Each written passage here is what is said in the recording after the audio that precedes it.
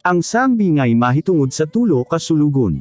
Mateo Kapitulo 25, 14-30. Mingon pa si Jesus, ang paghari sa Diyos sama sa asa katawo nga hapit ng muadto sa lain nga dapit. Busa gitawag niya ang iyang mga sulugon ug gitugyan kanila ang iyang kwarta aron inegosyo nila.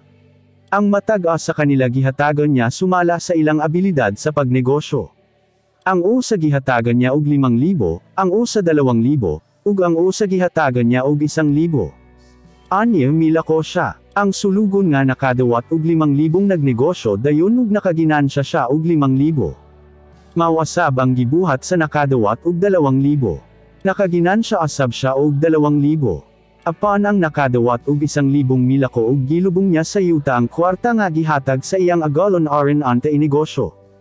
Sa kolahian mibalik ang ilang agalon ug gitawag niya ang iyang mga sulugon aron magsuma sila sa iyang kwarta nga gipanegosyo kanila. Ang sulugon nga nakadawat og 5,000 miduol ug mihatag sa iyang agalon sa 5,000 nga kapital apil ang 5,000 nga iyang ginansya. Mingon siya, Sir, dili ba gihatagan mo man ako og 5,000? Ania, nakaginansya pagayod ako og 5,000. Ug mingon ang iyang agalon, maayo ka nga sulugon.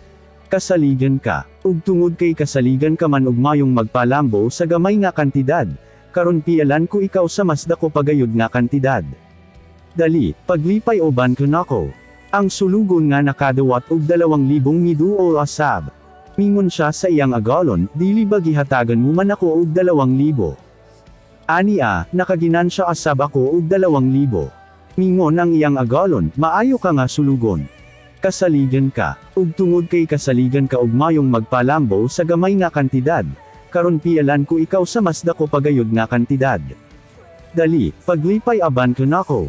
Miduol asab ang sulugon nga nakadawat og 1,000. Mingon siya, nahibaloan ko nga isog ka og walay kaluoy, kay nagapanguha ka sa ani bisan dili ikaw ang nagtanom ug nagapanguha ka sa ginansya nga gihagon sa uban. Busa nahadlok ako, ug gilubong ko na lang sa yuta ang imong kwarta. Ania, ibalak ko kini. Mingon ang iyang agalon, dawtan ka og tapulan nga sulugon.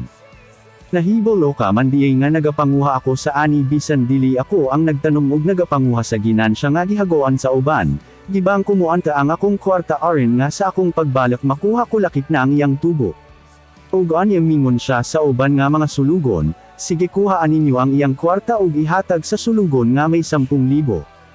Kaya ang kasaligan hatagan pagayod aron mo daghan pa ang gitugyan kanya, apan ang dili kasaligan, bisan ang gamay nga gitugyan kanya kuhaon pa.